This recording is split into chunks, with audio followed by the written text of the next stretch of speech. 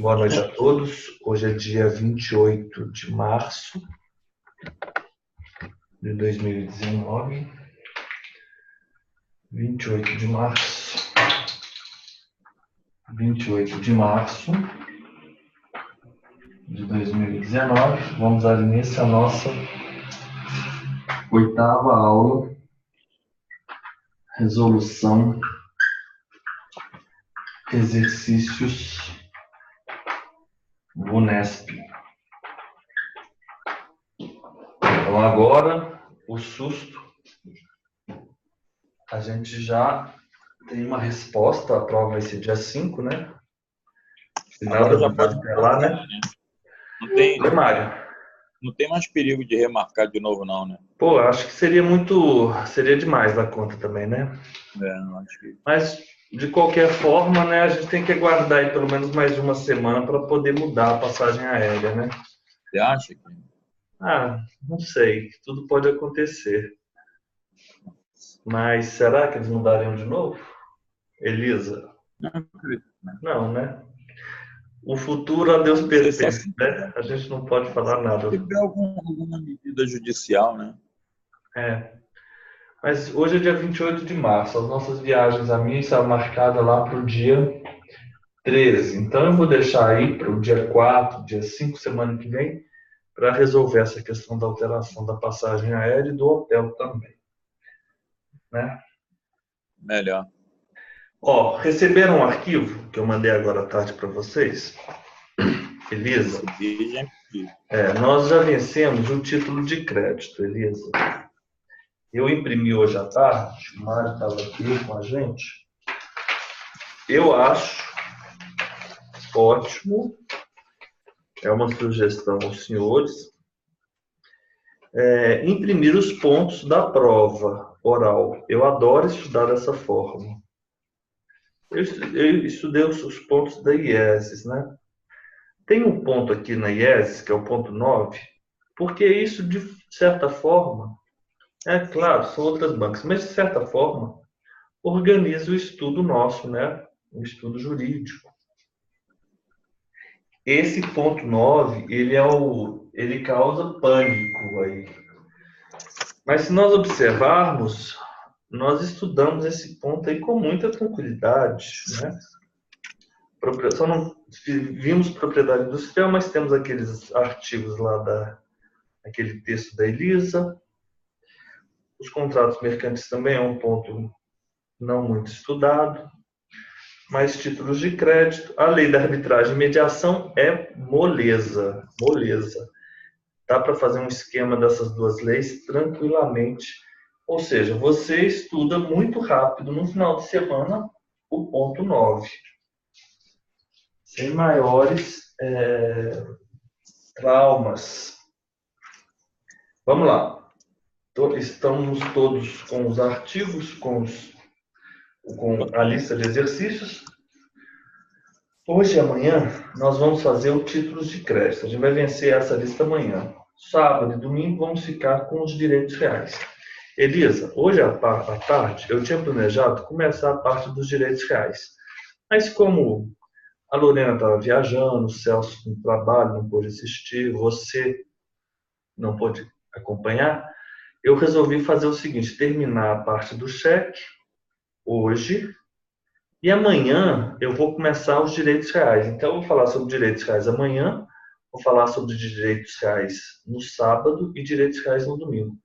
Então se você puder amanhã assistir a aula, porque essa minha aula introdutória para os direitos reais, como eu estava falando para o Mário, é uma das partes assim tidas como mais complexas, né? O livro mais complexo ali, né, no direito civil, os direitos reais.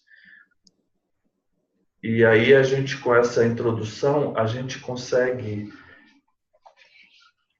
desvendar-se muito dos mistérios, né, dos direitos reais. Vamos lá. A ausência de indicação de data de emissão em nota promissória.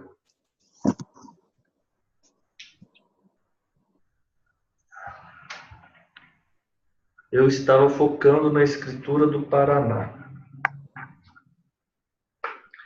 Mas agora você vai ter que mudar, né? Agora você vai acompanhar com a gente, porque vamos fazer as duas provas. Olha, vamos ver o artigo 75 e o artigo 76 do decreto 57663. Então vamos lá. Vamos abrir aqui o arquivo. O decreto 57663. O que diz esse decreto?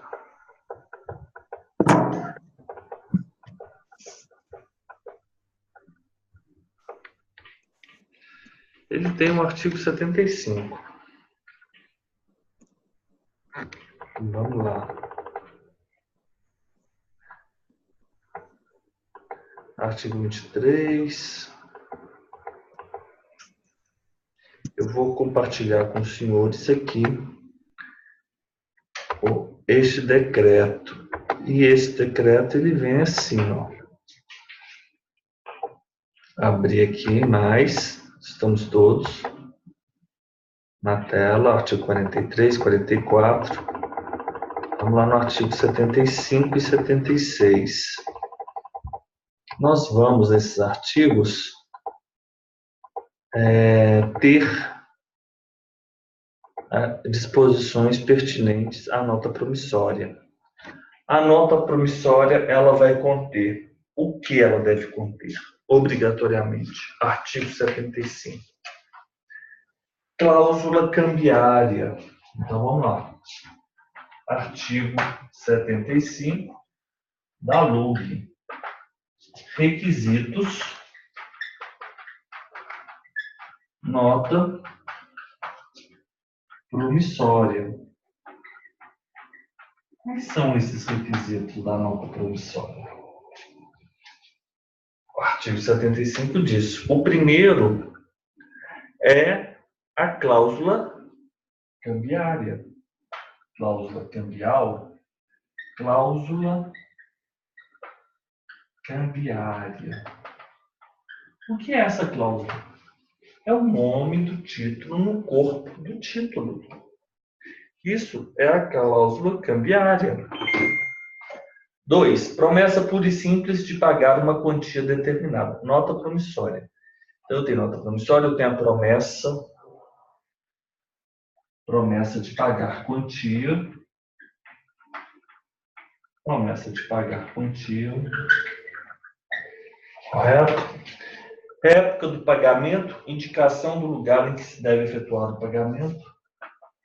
A época do pagamento. Lugar do pagamento. Isso tudo estamos aí, ó. Nome da pessoa a quem pagar.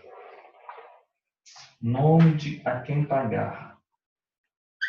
Nome a quem pagar. 6. Data em que e lugar onde ela é emitida. Data, lugar que ela é emitida. E, por fim, requisito a assinatura. Assinatura. Vamos lá? Artigo 76. Quais são os requisitos da nota promissória? Cláusula, promessa, época, lugar, nome a quem pagar, data, lugar da emissão, assinatura. A ausência de indicação da data de emissão, data e lugar de emissão. 6. Eu não tenho requisito. Então, eu vou no artigo 76. Ó, faltou um requisito. Faltou qual requisito? O requisito 6. Faltou o requisito 6. O que acarreta? Ler o artigo 76. E o que diz? O título em que faltar algum dos requisitos não produzirá efeito como nota promissória. Ok? Não produzirá efeito como nota promissória, salvo as exceções. Ele está falando, faltou época do pagamento? Época do pagamento? Faltou é à vista. A época do pagamento pode faltar, porque se faltou é à vista. Indicação especial, o lugar onde o título foi passado. Considera-se como sendo o lugar do pagamento e, ao mesmo tempo, o lugar do domicílio de quem subscreve a nota. Lugar do pagamento. Faltou o lugar do pagamento. Faltou. O que eu vou considerar? Eu vou considerar, na falta de indicação especial, o lugar onde o título foi passado, considera-se como sendo o lugar do pagamento e o lugar do domicílio do subscritor. Considera-se como sendo o lugar do pagamento e, ao mesmo tempo, o lugar do... Na falta de indicação pessoal, o lugar onde o título foi passado considera-se como o lugar do pagamento. Não tem o lugar do pagamento, faltou. Então, o que eu vou considerar? Lugar onde foi passado e domicílio do subscritor. Quem é o domicílio do subscritor? É a pessoa que faz a promessa. É o devedor. Né? Domicílio do subscritor. Então, os senhores têm que tomar muito cuidado, porque há cláusulas que são requisitos essenciais, que devem constar obrigatoriamente. Há algumas exceções que, se não constam esses requisitos essenciais, eu vou, por força da lei, considerar alguma coisa. Eu vou considerar alguma coisa. Então, por exemplo, o primeiro faltou a época do pagamento. Faltou. Então, é à vista. Faltou o lugar do pagamento. Faltou. Então, vai ser o lugar onde foi passado a nota promissória e o domicílio do subscritor. Correto? Vamos ver se tem mais exceções. A nota promissória que não contém indicação do lugar onde foi passada. Lugar da emissão. O lugar da emissão não contém lugar da emissão. Não contém o lugar da emissão, considera-se como tendo sido o lugar designado ao lado do nome do subscritor. Faltou. O lugar é o do lado do subscritor. Correto? Designado. Olha, esse requisito é um requisito formal essencial. Indicação da data. Indicação da data. Ó, faltou.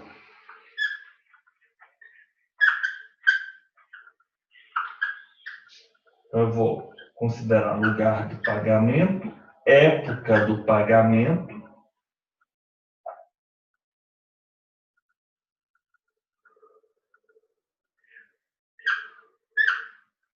lugar da emissão. Faltou, não consta lugar da emissão. Faltou no lugar, é o do lado do subscritor. Essa questão é muito difícil. Mas é isso mesmo. A ausência de indicação da data. Indicação da data. Pessoal, só um minuto, por favor. Espera aí. eu tenho que parar de compartilhar aqui e vou ter que fazer o seguinte. Vou parar a gravação. Voltando aqui para a nossa gravação, é o seguinte. Faltou a época do pagamento? Não tem problema. Pode faltar. Pode faltar. Pode. Faltou o lugar do pagamento? Não tem problema. Pode faltar. Faltou lugar de emissão? Não tem problema. Pode faltar. Não pode faltar cláusula cambiária. Não pode faltar promessa de pagar quantia certa. Não pode pagar o nome a quem pagar o credor. Não pode faltar a data. Não pode faltar a assinatura. Ok? Portanto, ela é não um título de crédito. Ela é inexigível como título de crédito. E ela vai ser passível de uma execução, sim, mas não como título de crédito. Letra A, tornar inexigível como título executivo extrajudicial. Eu estava focando, ok. Vocês observaram como o artigo 75 deve ser interpretado? Faltou cláusula, promessa, nome, data da emissão, assinatura. O lugar da emissão e a data da emissão, eles são distintos da época do pagamento e do lugar do pagamento. Inclusive, é muito comum você não colocar a época em que ela vai ser paga. A época que ela vai ser paga. E olha só, eu acho também que muitas pessoas elas cometem esse equívoco de não colocar a data em que ela é emitida para preencher depois. Para preencher depois. Agora os senhores já ficam sabendo que nessa situação a nota ela não cumpre os requisitos do título de crédito. Esse quadro aqui é importante. Eu vou tirar uma foto dele.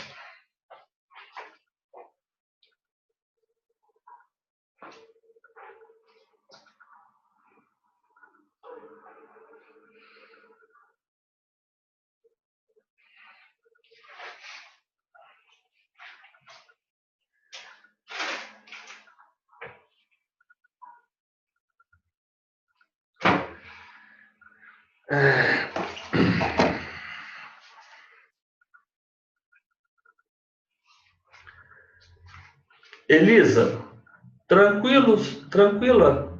Professor, só uma dúvida. Então, se faltar ou o nome do documento, né, que é a cláusula cambiária, ou a assinatura do subscritor, o nome do credor, a promessa de pagamento ou a data da emissão, aí vai ser título executivo o quê? Na verdade, ela não será um título executivo extrajudicial. Ela será, na verdade, um documento que vai você autorizar a promover uma ação de cobrança, mas não é um título executivo. Ele se desnatura como título executivo extrajudicial, correto? Você vai propor, por exemplo, uma ação monitória. Mas ele não é mais um título executivo extrajudicial. Ok? Torna inexigível como título executivo extrajudicial. Torna inexigível como título executivo, na verdade. O apontamento a protesto de nota promissória deve ser feito, quando que eu devo promover o protesto da nota promissória? Ontem, na nossa aula, nós vimos um quadro que diz respeito ao vencimento da nota promissória. Vamos lá.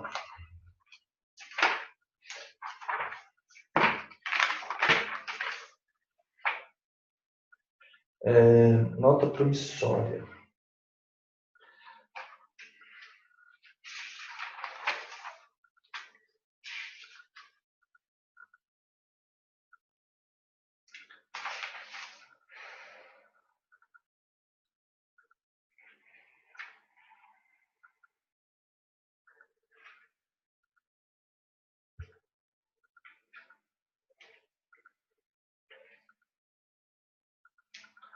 A nota promissória também, ela vem prevista aí nesse decreto que nós mencionamos, né? Que é o decreto 57663, correto? Aqui, claro, é esse decreto.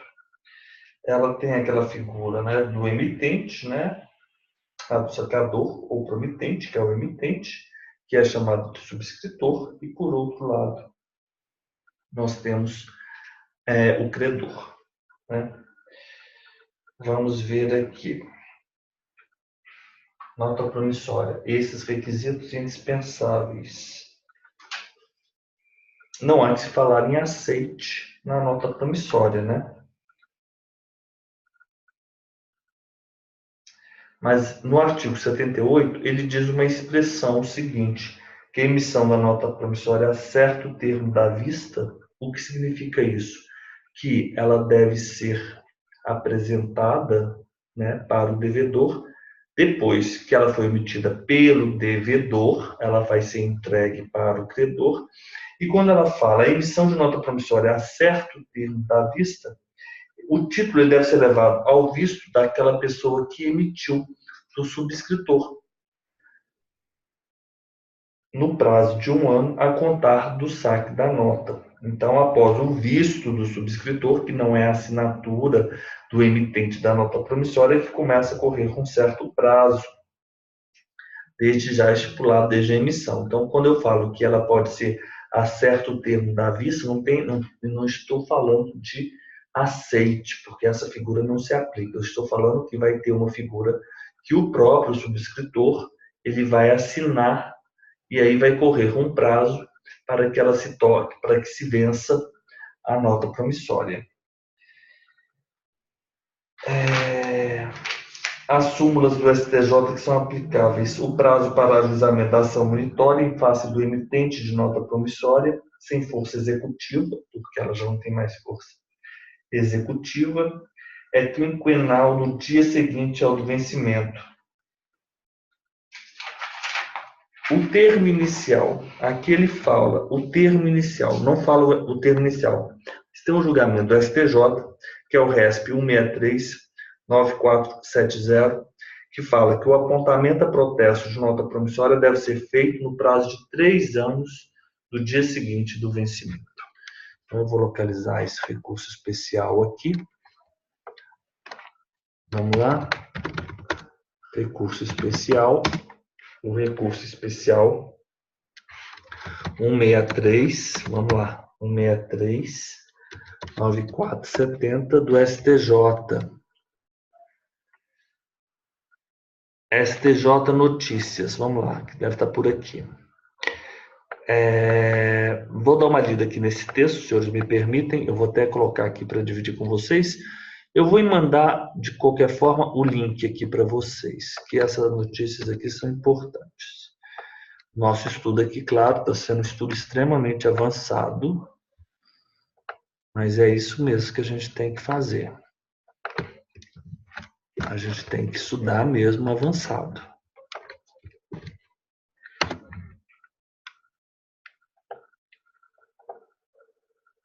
Vamos lá? Vamos ler essa lei aqui. Deixa eu compartilhar com vocês. Compartilhando. O protesto de títulos prescritos gera dano moral indenizável apenas quando não houver outros meios legais de cobrar a dívida, situação em que o ato notarial só serve para constranger o devedor. Gera dano moral só quando não houver outros meios legais. Então, se há meios legais para cobrar a dívida, não há que se falar em danos morais, mas isso aqui foge, né, de nós tabeliões, porque nós não vamos analisar a prescrição e decadência nos termos da 9492, né? Tabeliões de protesto, concordam?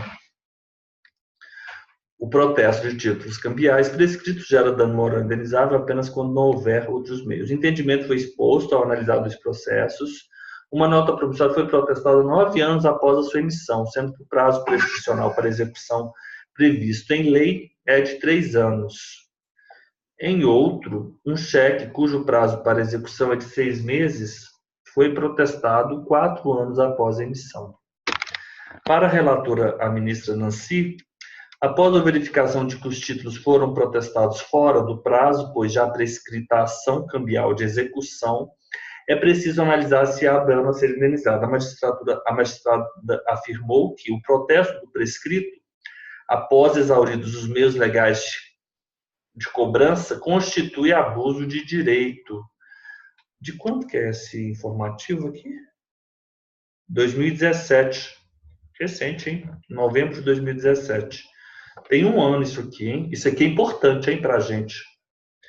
Ó, no caso da nota promissória, 9 anos após a emissão, já havia exaurido os meios judiciais para a exigência do crédito, pois transcorridos os prazos para ajuizamento de ação de cobrança fundada na relação causal e ainda de ação monitória. Dessa forma, segundo a relatora, houve abuso do exequente. O protesto, nessa hipótese, se mostra inócuo a qualquer de seus efeitos legítimos, servindo apenas para pressionar o devedor ao pagamento de obrigação natural. Né? Isso aí nós sabemos, né? A obrigação, né? Vocês lembram daquelas expressões, né, alemãs? Eu não vou me aventurar no alemão. Se a Elisa domina o alemão, ela pode falar. Né, alemão, no alemão, né, que ela provavelmente domina muito bem. Vocês sabem do que eu estou falando, né? A obrigação que não tem o débito, o Schuld, enfim. Parei por aqui. Tá.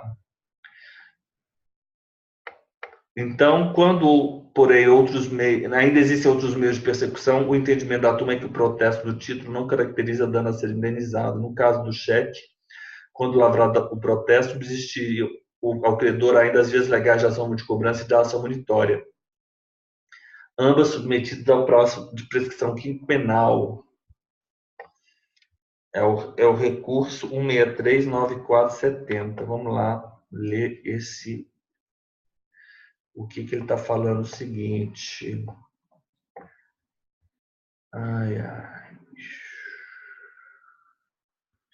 Enfim, não vai dar para nós termos aqui, mas o que as decisões, relatório e voto. Rapidamente, vamos achar aqui o relatório e voto aqui desse processo.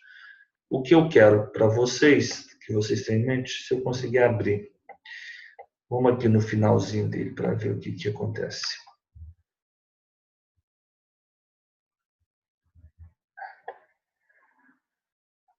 Vamos lá.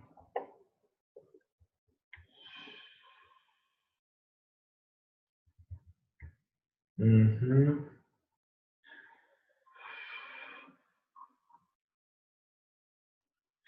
Ele está falando outra coisa.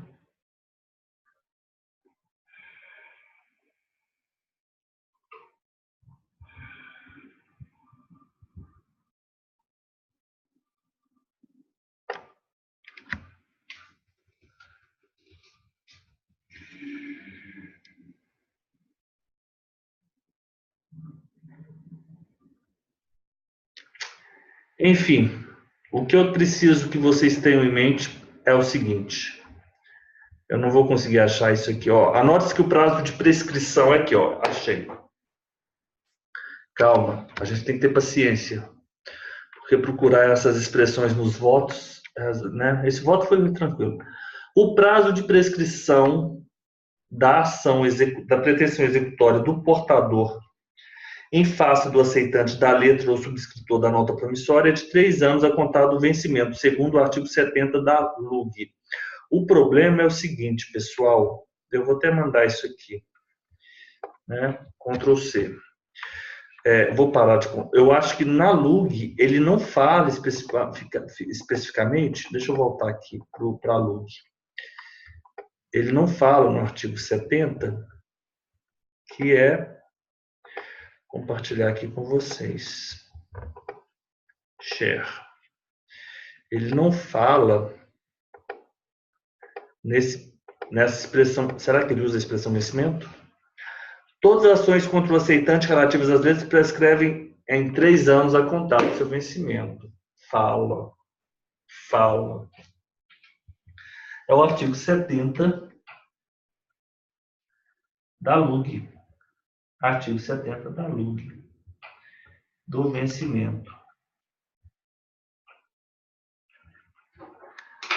O apontamento a protesto de nota promissória, então, todas as ações contra o aceitante relativas às letras prescrevem em 3 anos a contar do vencimento. Ou seja, as ações contra o aceitante relativas a letras, né, e a gente vai aplicar a nota promissória, todas as disposições pertinentes à letra,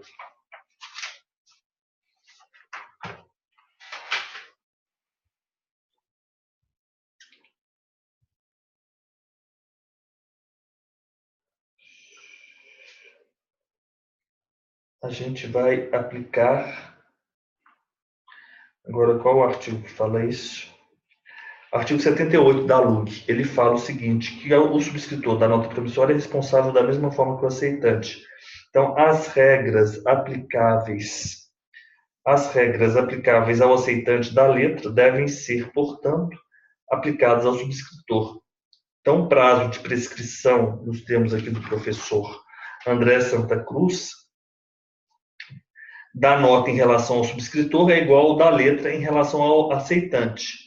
Então, o prazo da prescrição da nota em relação ao subscritor da nota, aquele que assina a nota, né, a nota promissória, é igual ao da letra em relação ao aceitante. 3 anos contados do vencimento, nos termos do artigo 70. Correto? Ficou claro? Então, todas as ações contra o aceitante relativas às letras, então nós vamos aplicar as regras também do aceitante da letra de câmbio. Não é o sacado? Sim, é o sacado.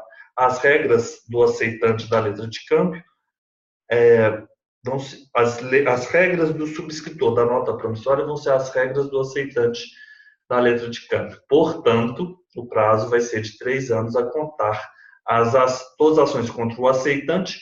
Todas as ações contra o subscritor são relativas às notas promissórias e prescrevem em 3 anos. Então, você tem que computar, você tem que ver o artigo 70 em consonância com o artigo 78 da LUG, né? Ok. Vencemos artigo 78 e artigo 70 da LUG.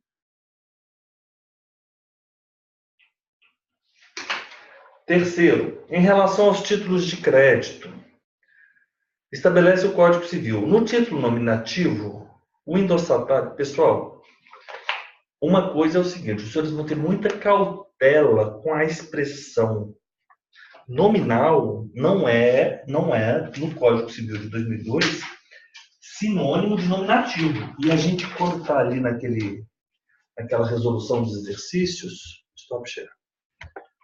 o que a gente mais ouve falar, as pessoas acham o seguinte, que nominativo é o título de crédito que tem o nome do credor. Isso é falso, isso é nominal. O título nominativo é o título de crédito que consta registrado o nome do credor num banco de dados do emitente. O nome do devedor, perdão. Vamos lá? Títulos de crédito, na parte final. O título nominativo é emitido em favor de pessoa cujo nome conste no registro do emitente. É simplesmente isso. O título nominal, ele não fala, mas o título nominal é o título que consta o nome do credor. Eu assino um cheque e coloco Elisa. Transmito o cheque para Elisa com a tradição. O cheque que eu emiti em favor de Elisa, coloquei o nome de Elisa, portanto, o cheque é nominal a Elisa. E se ele é nominal a Elisa, ele pode ser transferido pela Elisa, mediante endosso, correto? Ele pode ser endossado. Elisa, né, nesse caso, vai ser a endossante para o Mário, que vai ser um endossatário.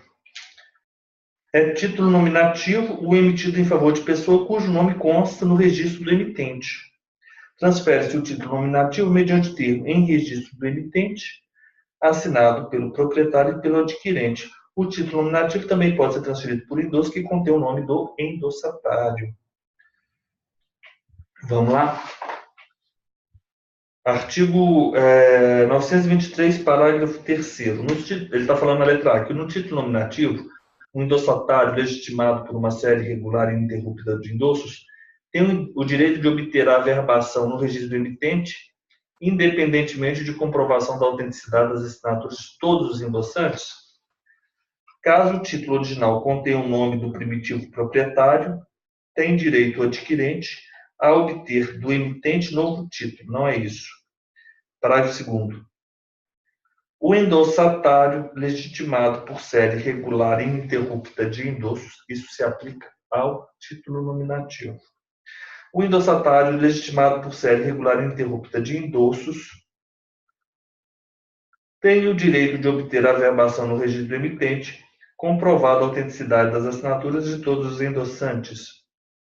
O endossatário legitimado por série regular e ininterrupta de endossos tem o direito de obter a averbação no registro do emitente, independentemente de comprovação da autenticidade da assinatura de todos? Não. Comprovada a autenticidade das assinaturas de todos os endossantes. É porque ele é o seguinte: se um título ele é endossado, ele é transmitido, então vai ter um endossante e um endossatário. O endossatário pode vir a ser um endossante e assim por diante. Então eu tenho uma série regular de endossos ininterruptas.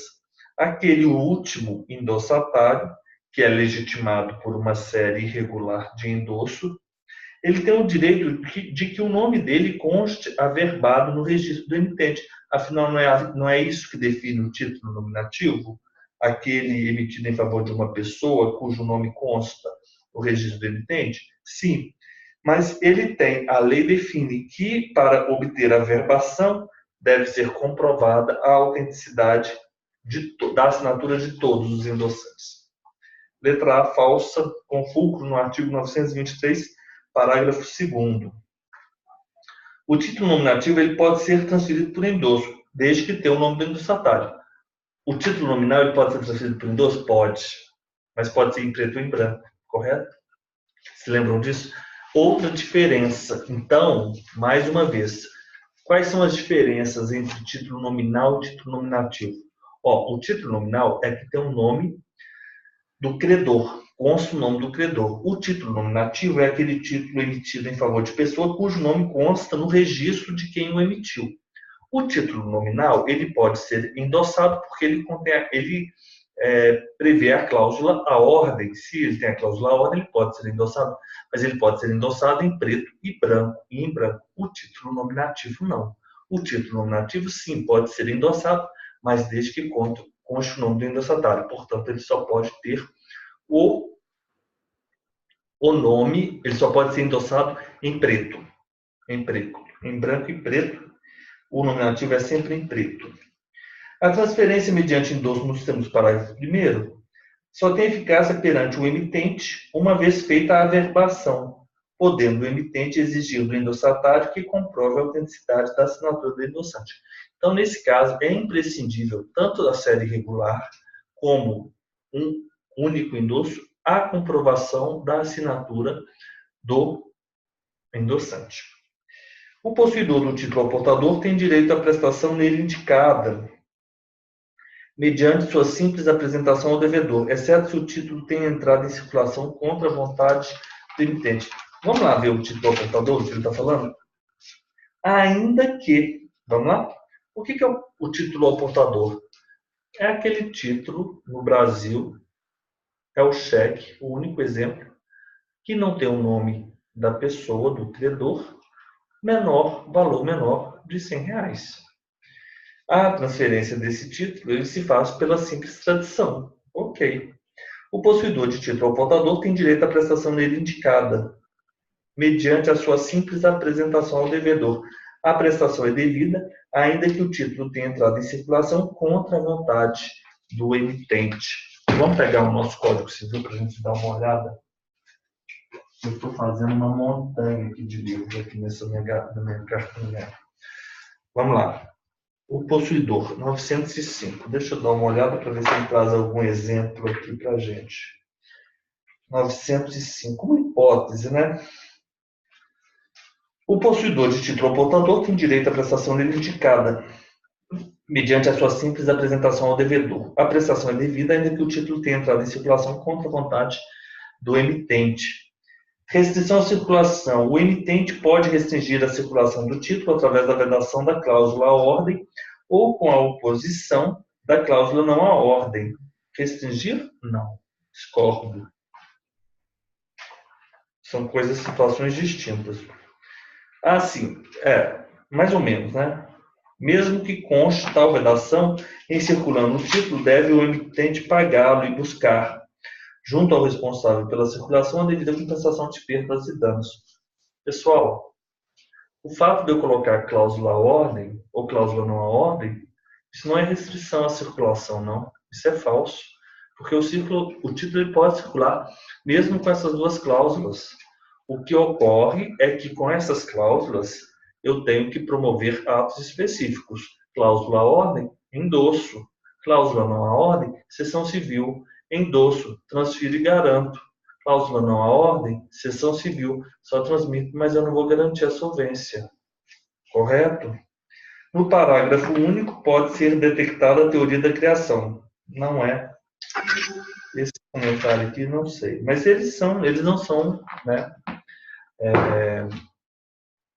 da área do direito empresarial, né? Vamos adiante. Nós vamos ter isso em mente. O possuidor de título ou portador tem direito à prestação dele indicada. A prestação é devida, ainda que o título tenha entrado em circulação contra a vontade do emitente. Se a pessoa tiver endossado, concordam? A gente vai fazer essa interpretação.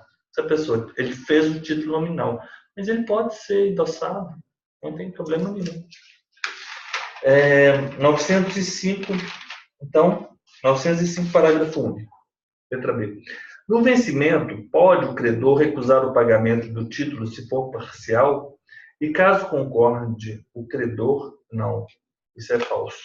E caso concorde, no caso em que se não opera a tradição do título, é suficiente a quitação firmada no próprio título? O que diz o artigo 902 ao tratar das disposições gerais? Não é o credor obrigado a receber o pagamento antes do vencimento do título. E aquele que o paga antes do vencimento fica responsável pela validade do pagamento. Ok. No vencimento, não pode o credor recusar pagamento, ainda que parcial. No vencimento, não pode o credor recusar o pagamento, ainda que parcial. Interessante, né? No caso de pagamento parcial, em que se não opera a tradição do título, ou seja, eu paguei só parcialmente aquele título, né? Aquele título. Além da quitação em separado, outro deve ser firmado no próprio título. Como assim? Eu não vou falar da nota promissória porque a nota promissória tem disposições específicas, né? Mas eu poderia pagar só em parte e o credor tem que aceitar. Ele vai me dar a quitação em separado e ele também vai me fornecer a quitação no próprio título.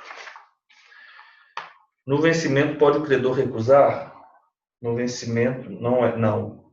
Isso é falso. A letra C, parágrafo 1º, não pode o credor recusar pagamento, ainda que parcial. Letra D. Considera-se legítimo possuidor o portador do título à ordem concede regular ininterrupta de endossos.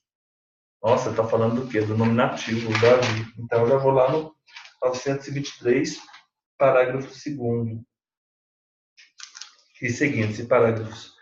Considera-se legítimo portador do título à ordem concede regular ininterrupta de endosso. Perdão, pessoal, ele está falando aqui no 911 do título à ordem. Considera-se legítimo possuidor, portador de título à ordem, concede regular ininterrupta de endossos, ainda que o último seja em branco. Exceto, não, ainda que o último seja em branco. Falso, 911. Considera-se legítimo possuidor, portador do título à ordem, concede regular ininterrupta de endossos, ainda que o último seja em branco. Pessoal, porque o título à ordem ele pode ter um endosso em branco ou em preto. A pessoa ela pode estar com o nome desde que a última pessoa endossatária tenha assinado o cheque. Por exemplo, assinado o título, assinou atrás. No dorso do título, assinou a última pessoa. Se eu estiver com o título, eu sou legítimo possuidor, porque eu sou portador. Eu não preciso ter o meu nome lá. Quem tem que ter o nome é o nome do último endossatário, aquele que recebeu por último, endossando, correto? Fácil, né? Letra E. A letra E, ele diz que enquanto o título de crédito estiver em circulação, só ele poderá ser dado em garantia ou ser objeto de medidas judiciais e não separadamente os direitos ou mercadorias que representa. Qual o artigo? 895. Enquanto o título de crédito estiver em circulação, só ele poderá ser dado em garantia ou ser objeto de medidas judiciais e não separadamente os direitos ou mercadorias que representa. 895.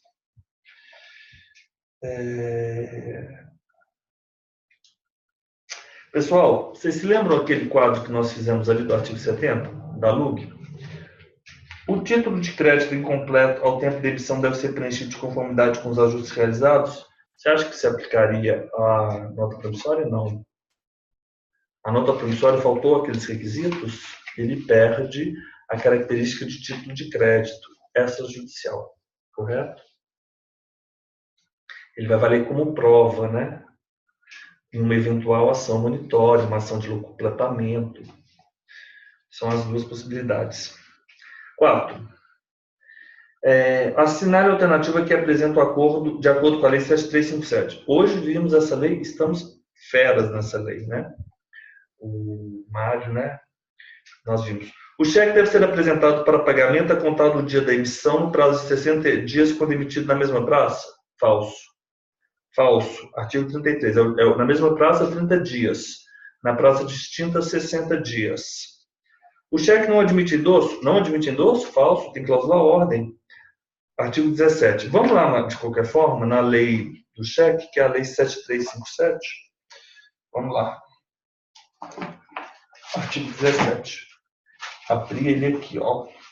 O cheque pagado à pessoa nomeada, ou seja, o cheque nominal, com a cláusula expressa a ordem, por quê? Ainda que não tenha... Não, mas aqui ele já entra... Ele é contraditório, porque como ele é título vinculado, a expressão a ordem, ela é expressa. Mas quando a lei foi emitida, ele possibilitou o seguinte, que poderia não ter, naquele modelo vinculado, não a ordem, mas como esses modelos eles são definidos provavelmente aí por um decreto ou por uma resolução, né, a estrutura, a lei permitiu que se a possibilidade de não ter aquela cláusula a ordem expressa. Mas o modelo que foi trazido, provavelmente por uma resolução, enfim, o modelo, ele já vem sempre, né, porque é o talonário. O cheque pagava a pessoa, o endosso pode ser feito emitente. Vamos lá ver qual que é o artigo. O cheque não admite endosso? Não, o cheque admite endosso. O cheque admite endosso. É transmissível por endosso. Artigo 17, falso.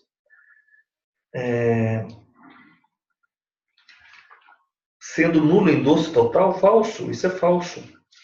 Letra C. A ação de execução do cheque prescreve em 6 meses da data da sua emissão? Isso é verdade? Não. 6 meses da data da emissão? Não. Tem um prazo da apresentação. Né? Do dia seguinte ao término do prazo da apresentação. Agora, qual que é esse artigo? Deixa eu dar uma olhada aqui no livro. O cheque. Então, aqui. Prazo de apresentação. Aqui.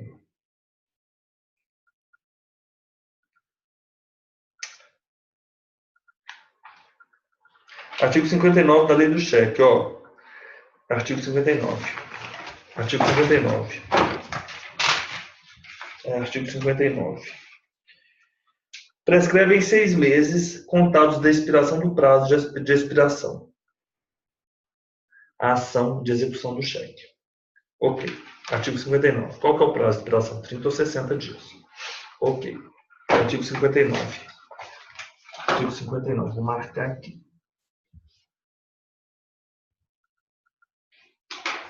O cheque admite aceite, cheque admite aceite? Não faz o menor sentido. O cheque é ordem de pagamento. Mas não é por isso. Ele não admite aceite. Ele não admite aceite. Artigo 47. Vamos ver. Não, não é isso aqui. O cheque não admite aceite, pessoal. Porque ele é ordem incondicional de pagar quantia determinada. Ele é ordem de pagamento. Artigo 1º, inciso 2. Não admite aceite. O banco não pode dizer que vai pagar ou não. Se você tiver saldo lá na conta, o banco é obrigado, é ordem condicional de pagamento. É falso. Mas tem uma expressão. O cheque não admite aceite, artigo 6º também, considerando-se não escrita qualquer declaração com esse sentido. Ok. O pagamento do cheque pode ser garantido no todo ou em parte por aval prestado por terceiros? Claro, pessoal. Qual que é a garantia cambial? O aval é uma garantia fiduciária? É. Contrário à fiança. O pagamento do cheque pode ser garantido no todo ou em parte por aval prestado por terceiro, exceto o sacado, claro, ou mesmo pelo signatário do título, artigo 29. O aval. O pagamento de cheque pode ser garantido no todo ou em parte por aval prestado por terceiro, desde que não seja o sacado, né? Ou mesmo pelo signatário do título. Então, ele emite o cheque e ele ainda é o signatário. O aval é lançado no cheque por aval. O aval deve indicar o avalizado. Na falta de indicação, considera-se avalizado o emitente. O avalista se obriga na mesma maneira que o avalizado. Subsiste sua obrigação, ainda que nula a obrigação por ele garantida. Afinal de contas, o aval é uma garantia cambial e ele não segue o principal. Não há que se falar em princípio da gravitação jurídica aqui nesse caso. Correto? Salvo se a nulidade resultar de vício de forma. E, por fim, o avalista que paga o cheque adquire todos os direitos deste pagamento contra o avalizado e contra os co-obrigados para com este, né? Do emitente em virtude do cheque. Para com este em virtude do cheque. Então, pessoal, vamos fazer o nosso intervalo aqui de 10 minutos e nós já voltamos daqui a pouco, tá bom?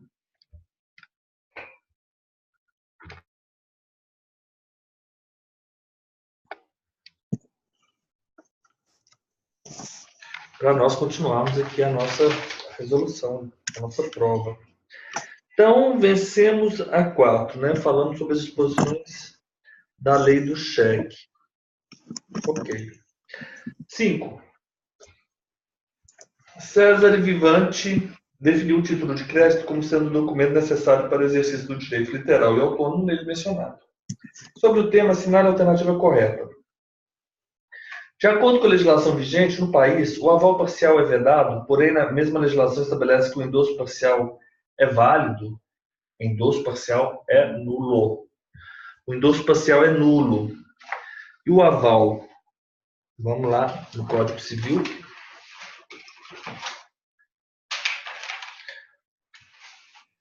O aval parcial é permitido, né? Ok. Vamos só encontrar aqui.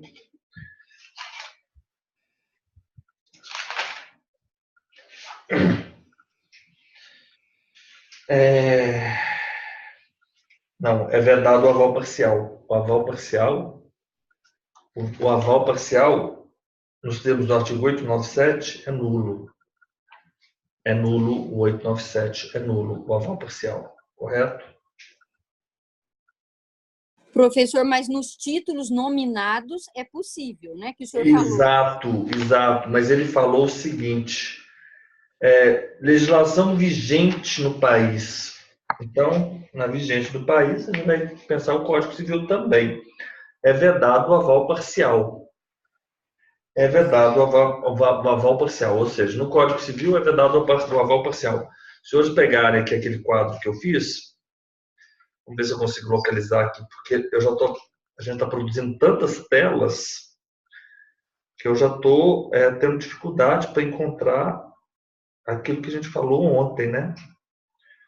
Mas deixa eu ver aqui. A gente está produzindo muita coisa.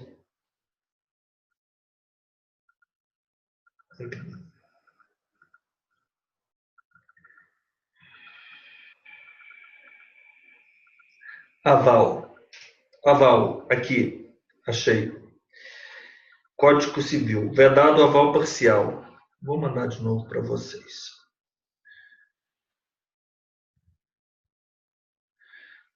Só para a gente ter aqui, né? O exercício. O cheque, letra de câmbio, nota promissória, o aval, nos termos da legislação específica, é possível o aval total ou parcial. Total ou parcial.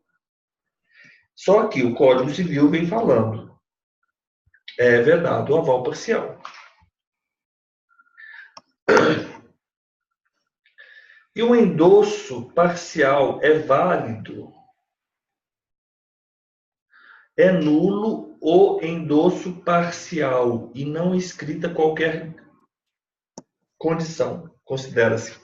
Código Civil.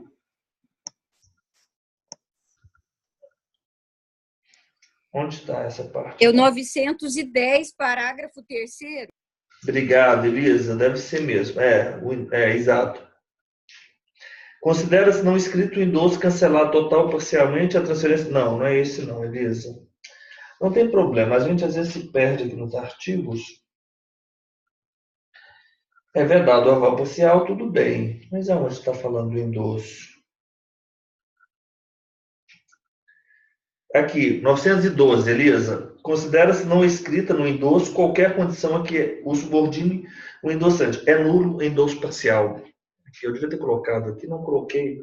É nulo o endosso parcial. É nulo o endosso parcial.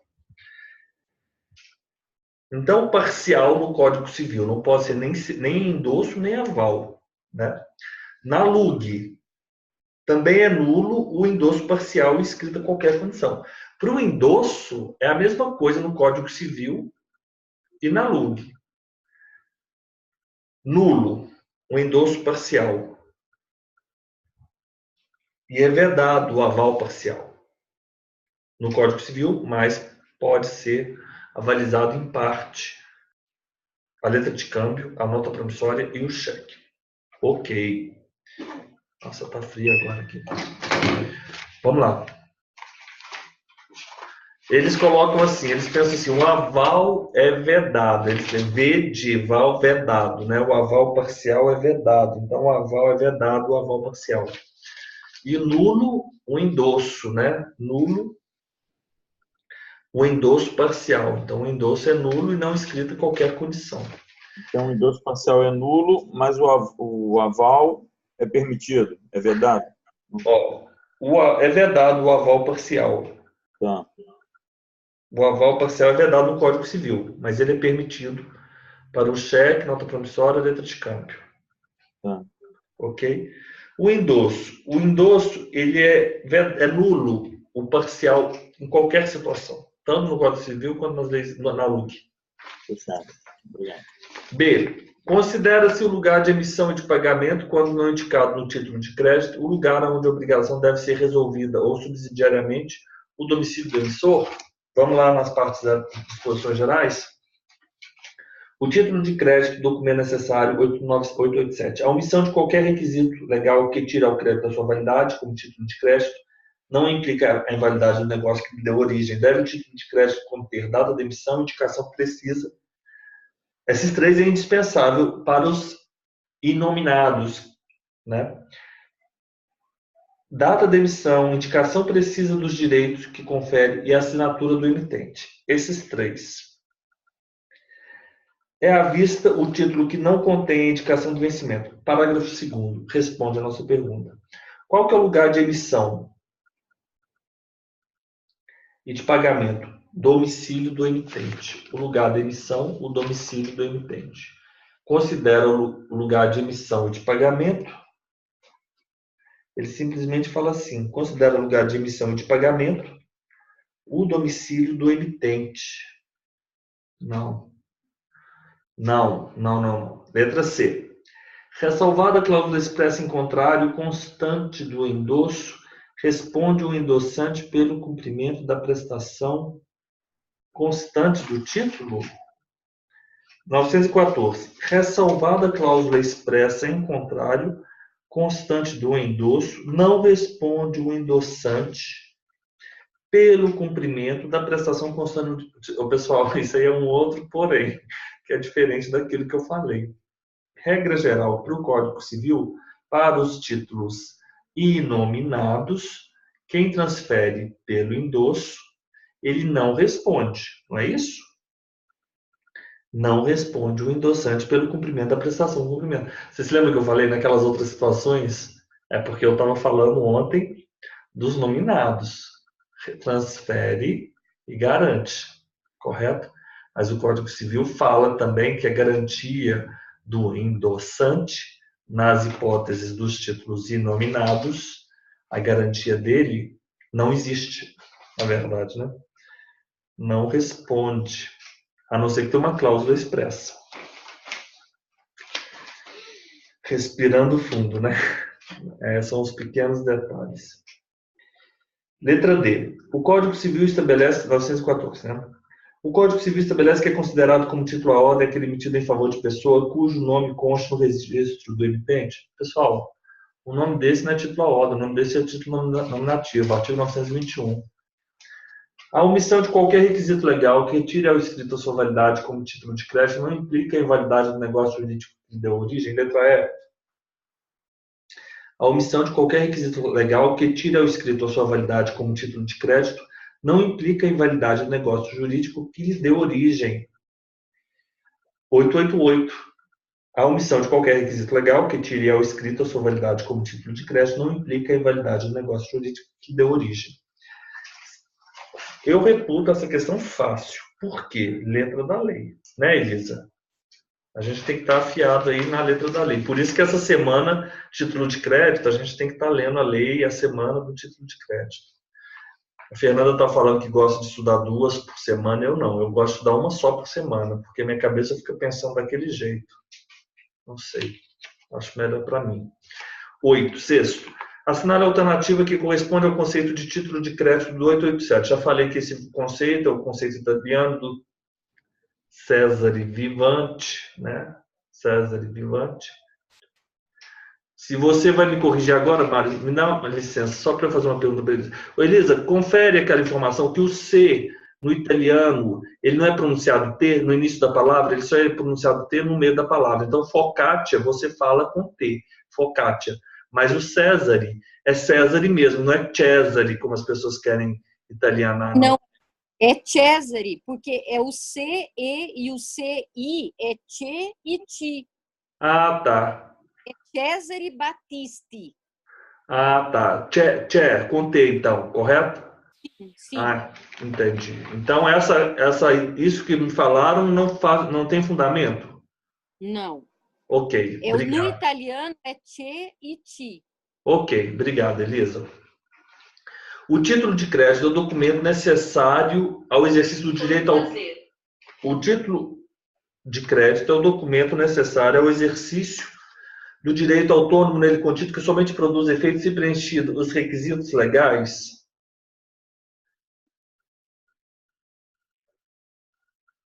Bem, faz sentido isso, né? A alternativa que corresponde ao conceito de título de crédito do 887. Uau! Pediu letra exatamente da lei, letra D. Todas vão estar certas, né? Título de crédito, documento necessário ao exercício do direito literal e autônomo nele contido, somente produz efeitos quando preenche os requisitos da lei. 887. Difícil porque você tem que estar muito bem afiado aí com a legislação. Letra da lei na ponta da língua. O título de crédito, documento necessário ao exercício do direito literal e autônomo nele contido, somente produz efeitos quando preenche os requisitos da lei. 7. O portador do cheque. Artigo 38. Não pode. Quem é o portador do cheque? Eu sou o portador do cheque. Vou ao banco. Quem é o banco? O banco é o sacado. Contra o banco foi emitida pelo sacador uma ordem condicional de pagamento, correto? E ele tem que pagar para mim, que sou o portador do cheque. Claro, ressalvada a inexistência de fundos. E vamos imaginar, o portador do cheque, esse pagamento ele pode ser parcial? Por incrível que pareça, pode. Vamos imaginar que eu tenho que receber o cheque de 100. Consta na conta bancária 80. Ele tem que me pagar 80. E eu não posso, portador, não posso recusar o pagamento parcial. E nesse caso, o sacado ele pode exigir que esse pagamento conste do cheque e que o portador lhe dê a respectiva quitação. Então, esse pagamento vai constar do cheque e o Banco Sacado, me obriga a portador, dar uma quitação ao banco. Isso é o artigo 38.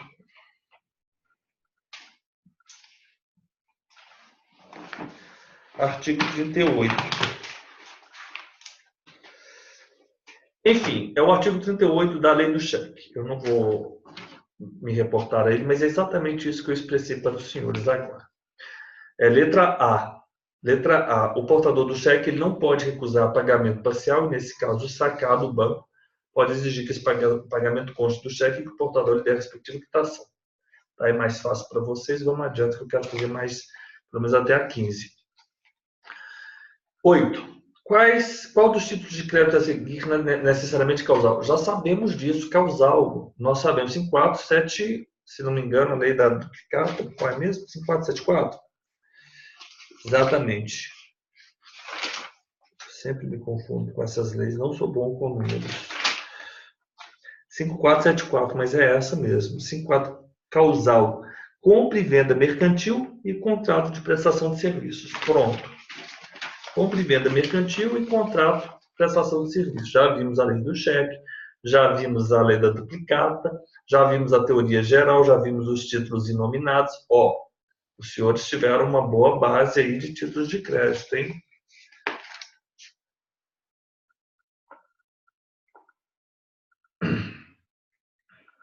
Nove. 8 é a duplicata, letra D. 9. Ação judicial proposta com fundamento em nota promissória vencida e não paga deverá ser... Pessoal, qual que é o prazo? 3 anos, não é? Do vencimento, artigo 70 da LUG.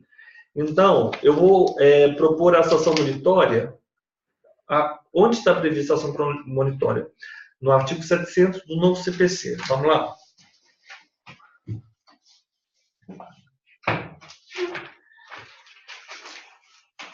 Na verdade, eu vou ser sincero para os senhores, eu tenho que... Uma deficiência que eu tenho grave é a minha distância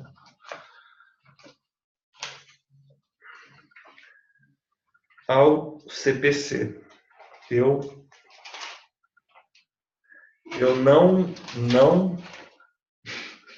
não passo perto do CPC, a verdade é essa.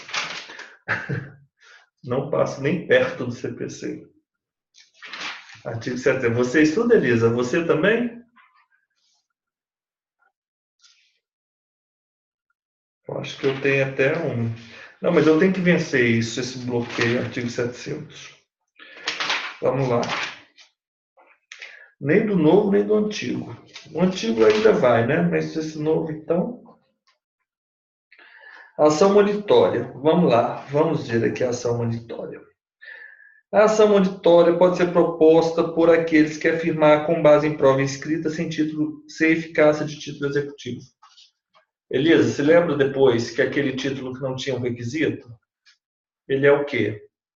Ele simplesmente é prova o título que não tem, mas o CPC ele é indispensável assim para você compreender de uma maneira global o Código Civil e os institutos do direito civil. Faltou requisito. É título executivo extrajudicial? Não. É o quê? É prova.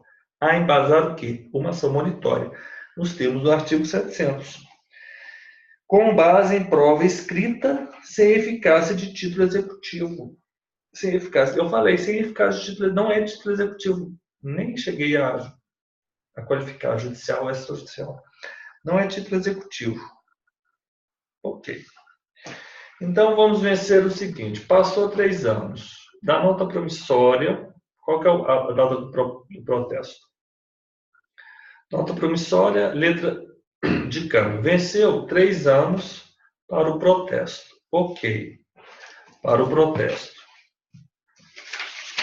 Depois desse período, ele não tem mais força executiva.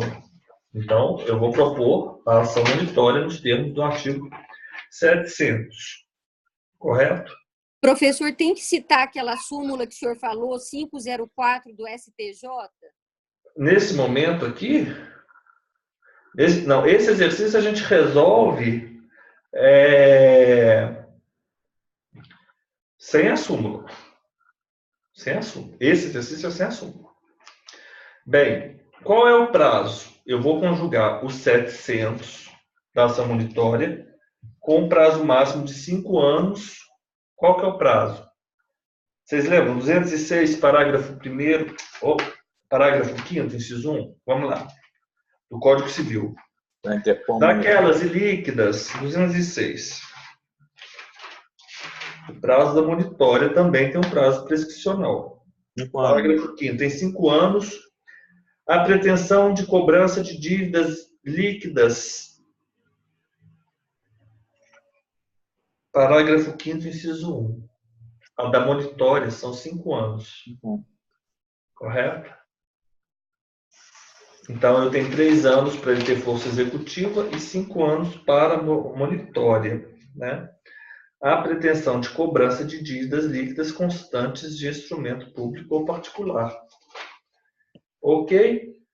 Então, vamos lá. Ação, e por fim, qual que é o termo inicial? É aquilo que eu falei, do vencimento, né?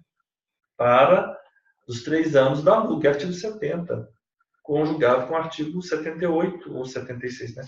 Mas é aquele artigo que equipara a nota promissória, o subscritor da nota promissória ao aceitante, ao sacado da letra de câmbio. Ação judicial. Proposta com fundamento em nota promissória vencida não paga deverá ser admitida se proposta ação monitória até o decurso de 5 anos do vencimento do título.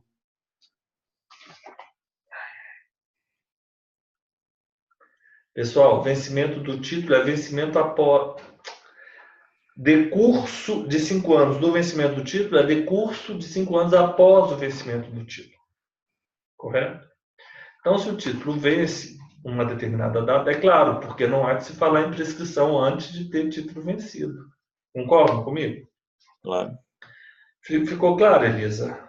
Professor, ficou, mas por que a gente não pode citar essa súmula? Porque a súmula fala o prazo para ajuizamento da monitória em face do emitente da nota promissória sem força executiva é quinquenal a contar do dia seguinte ao vencimento do título. Sim, é porque, na verdade, assim, eu teria que ler as razões dessa súmula, mas porque você consegue resolver só com base na legislação, mas também a súmula, né? Ó, teve alguma discussão aí por trás dessa súmula. Vocês estão entendendo o que aconteceu, né? Mas a súmula é a resposta dessa questão, correto?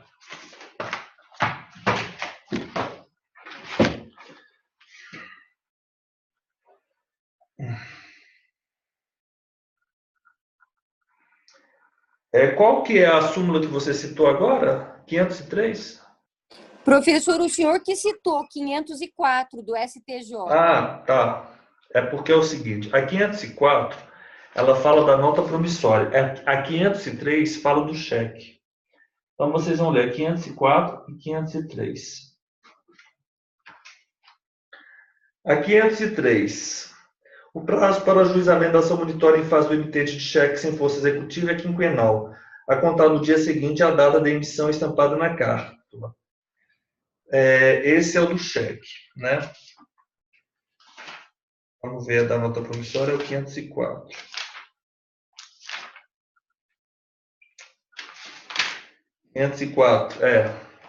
O prazo para o ajuizamento da monitória em fase do emitente de nota promissória sem força executiva é quinquenal, a contar no dia seguinte ao vencimento do título. Então, cheque, nota promissória. Cheque e nota promissória. Ok. Perfeito, Elisa. É possível a monitória sobre o cheque prescrito? É uma súmula também, 229. E a ação monitória de cheque prescrito ajuizado em face do emitente é dispensável menção ao negócio jurídico subjacente à emissão da carta. Isso é irrelevante. Dispensável da STJ. Então, perfeito. Súmula 504, súmula 503, 2017. O reconhecimento da nulidade de um contrato determina a inexigibilidade do título pelo nome do titular do crédito por endosso. Isso é falso, né? Porque nós temos abstração. Autonomia da nota promissória como título executivo em favor do credor original? Não. Em favor do credor original, você pode opor às exceções pessoais. A validade do título em favor de qualquer portador? O reconhecimento da nulidade do contrato determina a validade do título? Não. Não, qualquer portador não, porque a própria pessoa pode opor, se for aquelas pessoas que entabularam o negócio originalmente. A inexigibilidade das notas promissórias a ele vinculadas, caso estejam na posse do credor original. O reconhecimento da nulidade de um contrato determina a inexigibilidade das notas promissórias a ele vinculadas, caso estejam na posse do credor original. Letra D. Correto?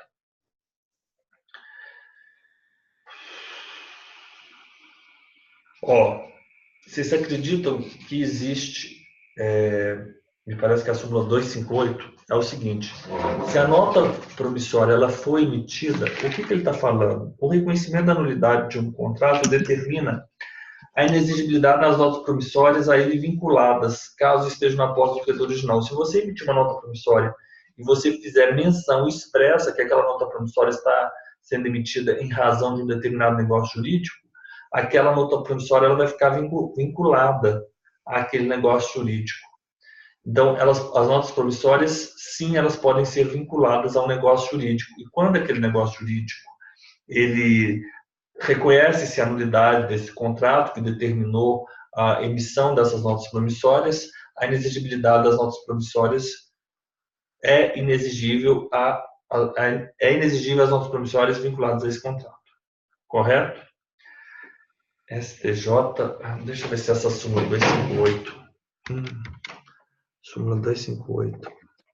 Essa mesma, professor, a nota promissória vinculada a contrato de abertura de crédito, essa não goza de autonomia em razão da liquidez do título que a originou.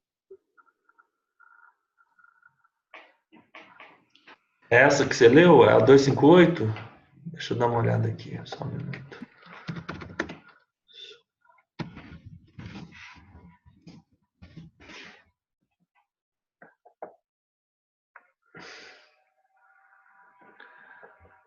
Essa específica é o seguinte, é aquela situação que a pessoa ia abrir o contrato de crédito e aí ela era obrigada a assinar uma nota promissória, né? Vocês se lembram? Eu expliquei isso uma aula aí passada. Ontem, eu acho. Uma dessas aulas passadas aí. Vamos adiante. Dispõe a lei que rege o título de crédito, denominada duplicata, que em todo contrato de compra e venda mercantil celebrado entre as partes, eu já pulo isso, eu não resolvo questões, já vou lá para o correto. Eu sei que isso aqui é o artigo 1º da 5474. Quando a remessa duplicada for feita por intermédio de representantes, instituições financeiras, procuradores ou correspondentes, estes deverão apresentar o título ao comprador dentro de 10 dias da data de seu recebimento na praça de pagamento. Vimos isso aí, é o artigo 1º, parágrafo 2º da 5474, vimos isso hoje. Letra A, correto. Em toda venda realizada em tais condições, o vendedor é obrigado a extrair a fatura e a respectiva duplicata. Vamos dar uma olhada na 5474, artigo 2º. Lei 5474, artigo 2º. Professor, lá fala poderá, no 2º artigo, poderá. Exato, obrigado, Elisa. Deverá. O problema é isso, pessoal. Isso para mim é demais. Em toda venda, o vendedor é obrigado? Não, poderá, né? Faculdade. Outro ponto, a triplicata é extravio e perda. Não é naquela hipótese da pessoa não devolver, não, mas que é utilizado, né? Falando sobre isso, Elisa, hoje. Então, obrigado, Elisa. Artigo 2º. No ato da emissão da fatura, o vendedor extrairá a duplicata para circulação com efeito comercial, Sendo admitido, nesse caso, qualquer outra espécie. Não, falso. Só esse tipo. O artigo 2º também é só isso. Só esse título de crédito, afinal de contas, é o título causal, né, que se suporta, que é emitido tanto na compra e venda quanto na prestação de serviço. Uma só duplicata poderá corresponder a mais de uma fatura. Falso. Uma só duplicata, uma duplicata correspondente a uma fatura. Falso. Artigo 2º, parágrafo 2º fala isso também. Confere aí, Elisa, na lei, por gentileza. Não é isso mesmo? É isso mesmo. É só a remissão. Professor, é que está falando uma só duplicata não pode corresponder a mais de uma fatura. Exato. Exatamente isso. Muito obrigado, Elisa. Letra E. No valor total da duplicata serão incluídos os abatimentos de preço das mercadorias feito pelo vendedor até o ato do faturamento, desde que constem na fatura. Artigo 3º, parágrafo 1º. Isso é falso. Artigo 3º, parágrafo 1º, eu vou colocar aqui na lei da duplicata. Espera aí, fica mais fácil.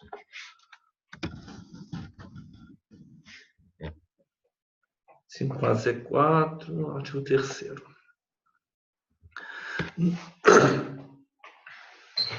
Artigo 2º. Não é admitido qualquer outra espécie de título de crédito para documentar o saque do vendedor pela importância faturada ao comprador. Os requisitos da duplicata, ok. Uma só duplicata não pode corresponder a mais de uma fatura. Nos casos de venda para pagamento em parcela, poderá ser emitida duplicata única, em que se discriminarão todas as prestações e seus vencimentos, ou série de duplicatos, uma para cada prestação, distinguindo-se a numeração a que se refere o item 1 do parágrafo 1º desse artigo, pelo acréscimo de letra do alfabeto, em sequência. A duplicata vai indicar o valor total da fatura, ainda que o comprador tenha direito a qualquer rebate. Ele fala a expressão rebate. O valor serão incluídos os abatimentos? Não. A duplicata indica o valor total da fatura, ainda que o comprador tenha direito a qualquer rebate, mencionando o vendedor o valor líquido que o comprador deverá reconhecer como obrigação de pagar. Ou seja, você coloca na duplicata o valor total da fatura, ainda que o comprador tenha direito a um rebate, e você vai mencionar o vendedor, claro, que é o credor, é quem emite a duplicata, o valor líquido que o comprador deverá reconhecer como obrigação a pagar. E não se incluirão no valor da duplicata os abatimentos de preços das mercadorias feitas pelo vendedor até o ato do faturamento, desde que constem da fatura. Ok. Juiz substituto em 2016. Eu acho interessante a VUNESP, né? O máximo que ela vai é numa súmula. O máximo é numa súmula. 12. A cláusula não há ordem. Nossa, já sabemos disso. Impede a circulação mediante endosso. Claro, só sessão civil. Letra B. Facílima a prova, essa 12 do Rio de Janeiro. Agora, né, que a gente já estudou isso, né? Impede a circulação mediante endosso. O título ao portador, ele difere do título nominal, correto? O título nominal, ele pode ter a cláusula à ordem, que vai ser transferida por endosso, como a cláusula não à ordem de sessão civil. Ok. 13. Nos termos do artigo 889, o título de crédito deve conter o quê? Quais são os elementos do título de crédito no 889? Fácil, fácil. Vamos lá? 889. Data da emissão. Data da emissão. Indicação precisa dos direitos que confere. Indicação precisa dos direitos que confere. Assinatura do emitente, letra C. 13, letra C. 14. Sobre títulos de crédito, é correto afirmar que, letra A, não é possível o preenchimento do título de crédito incompleto pelo credor após a emissão. 891. Falso. Porque é possível sim. O título de crédito incompleto ao tempo da emissão deve ser preenchido de conformidade com os ajustes realizados. Correto? O descumprimento dos ajustes previstos neste artigo pelos que deles participaram não constitui motivo de oposição ao terceiro portador, salvo se este, ao adquirir o título, tiver agido de má-fé. Ok. 891. Letra A está errada. Letra B. Na cédula de crédito bancário, pode ser constituída garantia real em documento separado, desde que se faça mera referência a isso no corpo da cédula. Pessoal, cédula de crédito bancário é prevista numa lei, que é a Lei 10.931, essa lei cai demais aqui em Minas Gerais. Todas, lei 10.931, é o artigo 32 dessa lei. Essa lei mesmo. 10.931. Vamos lá, eu vou compartilhar aqui com vocês. Vamos lá, aqui, artigo 32. O que fala o artigo 32? Ó, nós temos aqui a cédula de crédito bancário, é o título emitido por pessoa física ou jurídica em favor de instituição financeira, representando uma promessa de pagamento em dinheiro decorrendo da operação de crédito. Aí temos a cédula de crédito bancário poderá ser emitida com ou sem garantia real, fidejussória, regularmente constituída. As cédulas poderão ser pactuados. Isso cai demais aqui, meninas. A cédula deve conter requisitos essenciais. A constituição da garantia poderá ser feita na própria... Artigo 32. A constituição da garantia poderá ser feita na própria cédula de crédito bancário ou em documento separado. Neste caso, fazendo-se na cédula menção a tal circunstância. Na cédula de crédito bancário, pode ser constituída garantia real? Sim. A constituição da garantia pode ser real ou fidejussória? Pode ser. Então, a gente vai conjugar o artigo 32 com o artigo 27. A cédula de crédito bancário pode ser com ou sem garantia real ou fidejussória e no mesmo documento, em documento separado, desde que faça referência a isso no corpo da cédula. Correto, letra B. Letra C. O devedor deve conferir a autenticidade das assinaturas de toda a cadeia de endossos lançados no título antes de realizar o pagamento ao último endossatário, portador. Pessoal, o que fala o artigo 911 do Código Civil? Considera-se legítimo possuidor o portador do título à ordem com série regular interrupta de endossos, ainda que o último seja em branco. Aquele que paga o título está obrigado a verificar a regularidade da série de endosso, mas não a autenticidade das assinaturas. Ok? Então está equivocada. A letra C. Letra D. O endossatário de endosso em branco pode mudá-lo para endosso em preto, desde que complete com seu nome ou de terceiro, bem como pode endossar novamente o título, mas não pode transferi-lo sem novo endosso falso, pessoal? Pode sim, claro. Artigo 913. O endossatário de endosso em branco, ou seja, a pessoa que recebeu porque assinaram o endossante, assinou atrás e recebeu, mas não colocou o nome do endossatário, endosso em branco. Ele pode mudar para endosso em preto, completando com o nome dele, claro, ou de terceiro.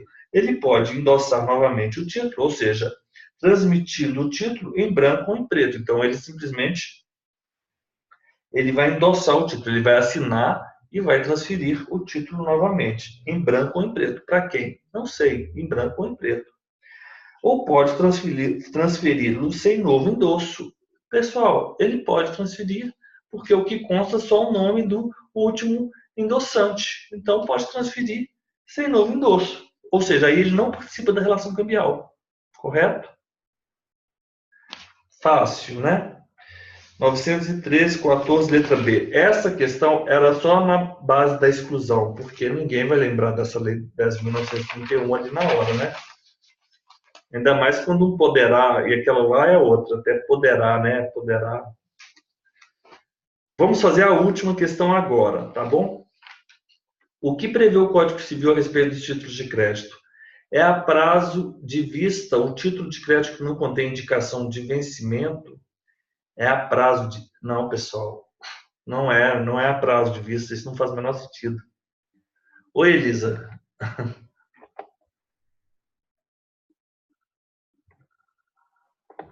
Vista, né? Oi? É a vista, né? A prazo de vista, isso aí não faz o menor sentido. O aval pode ser total ou parcial no verso ou no averso do título? Pessoal, o aval, ele é vedado, o aval, vocês se lembram? Parcial, para aqueles no Código Civil. O que pode ser total ou parcial é naqueles títulos de crédito nominados. Falso. Letra B é falsa. É considerado lugar de pagamento quando não indicado o título do domicílio do credor? Vamos lá. Qual que é o lugar do pagamento? 889. O título de crédito deve ter data de emissão, indicação dos direitos que confere e assinatura do emitente. É à vista o título de crédito que não contém indicação de vencimento. Considera-se lugar de emissão de pagamento quando não indicado no título o domicílio do emitente. Falso. Esse é o 889, parágrafo 1º, parágrafo 2º, parágrafo 3º. O credor não é obrigado a receber o pagamento antes de vencimento do título. Isso é verdade. Não é obrigado a receber o pagamento antes do vencimento do título. E aquele que o paga antes do vencimento fica responsável pela validade do pagamento. Artigo 902. Ok, perfeito. A prestação não é devida se o título entrar em circulação. A prestação não é devida se o título entrar em circulação contra a vontade do emitente. A prestação é devida ainda que o título tenha entrado em circulação contra a vontade do emitente. Claro, nós já vimos isso.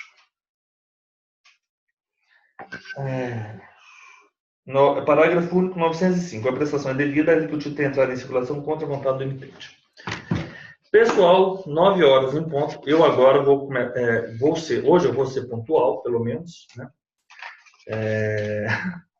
Eu tenho delongado, ontem a aula foi até 9h40, mas não é por isso que eu estou terminando 9 horas, não. Mas eu vou tentar começar pontualmente no horário e vou evitar de fazer as interrupções também, mas eu sempre tiro, igual o jogo de futebol. O jogo de futebol, aquelas interrupções, aquelas faltas, eles não compensam, eu tento fazer isso também. Mas, de qualquer forma, eu vou parar a gravação aqui agora.